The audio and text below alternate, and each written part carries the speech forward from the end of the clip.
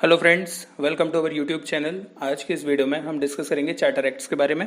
चारों charter acts को देखा जाएगा। इस वीडियो में हम 1793 और 1813 के चार्टर एक्ट को देखेंगे।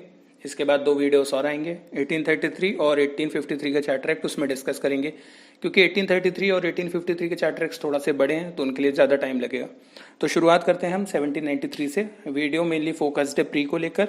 मेंस के लिए भी मैंने अच्छे से स्लाइड्स बना दिए हैं कि मेंस के लिए भी काम आ जाएगा proper, but mainly video upon pre perspective से देख रहे हैं। तो 1793 में सबसे पहला क्या था, जो कंपनी की प्रिविलेजेस थी ईस्ट इंडिया कंपनी की, उनको 20 ईयर्स के लिए और बढ़ाया गया था।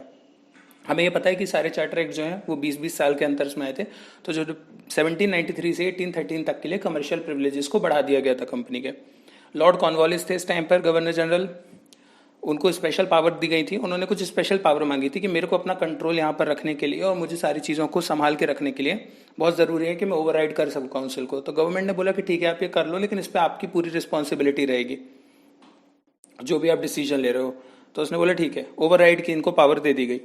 फिर बॉम्बे और मद्रास प्रेसिडेंसीज की पावर को अंडरमाइन किया गया, और जो कैलकाटा था, बंगाल या कैलकाटा, वहाँ कैलकाटा प्रेसिडेंसी को ज़्यादा पावर दी गई। Governor general of Bengal Cornwallis Calcutta पे बैठते थे, वो वहाँ पर बैठते थे, उनको ज़्यादा पावर थी और वो बॉम्बे और मद्रास को भी कंट्रोल कर सकते थे। इवन जब वो बॉम्बे या मद्रास प्रेसिडेंसी में है तो वहाँ के जो लोकल गवर्नर हैं उनको भी सुपरसीड कर सकते हैं पावर में। वो सारा administration governor general of Bengal को मिल जाएगा अगर वो वहाँ जाते हैं और वहाँ पर कोई एक्शन लेना चाहते हैं। सो कंप्लीट डेस्पोटिज्म था गवर्नर जनरल का। जब गवर्नर जनरल बंगाल में नहीं थे तो उस टाइम पर उनकी पोजीशन पे वाइस प्रेसिडेंट एक्ट कर सकते हैं, ये भी एक्ट में मेंशन था। और सबसे बुरी तरीके से जो इनका एक्सप्लॉयटेशन था वो इंडियंस के साथ, वो यही था कि इंडिया के रेवेन्यूज, इंडिया की जो करेंसी इकोनॉमी है उसको इन्होंने डिस्ट्रॉय किया। जितने भी बोर्ड ऑफ कंट्रोल के मेंबर्स थे उनको सारा पैसा, उनकी सारी सैलरीज इंडियन रेवेन्यूज से दी जाती थी, ना कि ब्रिटिश एक्सचेकर से। फिर 1813 के एक्ट पे आते हैं। हम क्विकली डिस्कस करेंगे, बहुत चीज़ें जल्दी से जल्दी करेंगे क्योंकि हम बहुत शॉर्ट में वीडियो बना रहे हैं। सो दैट कम से कम टाइम में मेन फैक्ट्स को हम देख लें। तो फ्रेंड्स, ईस्ट इंडिया कंपनी ने 1813 में क्या किया गया, जो 1793 के एक्ट में 20 साल की मोनोपोली थी वो भी खत्म कर दी गई। सिर्फ ट्रेड इन टी जो था, चाइना का ट्रेड जो था चाय पत्ती टी को लेकर, उसकी बस मोनोपोली थी ईस्ट इंडिया कंपनी के पास अभी भी। आगे चल के ये भी खत्म हो जाएगी। बाकी सारी चीज़ों की मोनोपोली हटा दी गई थी। तो अब ईस्ट इंडिया कंपनी ने इस चीज़ को बहुत बुरे तरीके से अपोज किया कि यार कैसा कर रहे हो आप, हमारा तो इतना सारा रेवेन्यू था, हमारा बिजनेस चल रहा है, आपने हमारा बिजनेस खत्म कर दिया। तो फिर क्या गवर्नमेंट के द्वारा बोला गया कि 10% आपको जो है डिविडेंड दिया जाएगा इंडियन रेवेन्यू से, आप उसकी चिंता मत करो, आपको बहुत ज़्यादा लॉस नहीं होगा, हम आपको ये 10% तो देंगे जो भी टोटल रेवेन्यू निकलता है कंपनीज का। फिर अकाउंट्स को डिवाइड कर दिया गया।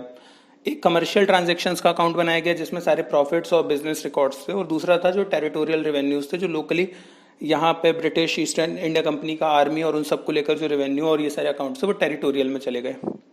फिर 1813 के एक्ट ने और क्या किया था कि बोर्ड ऑफ कंट्रोल की जो पावर थी उसको एक्सटेंड कर दिया।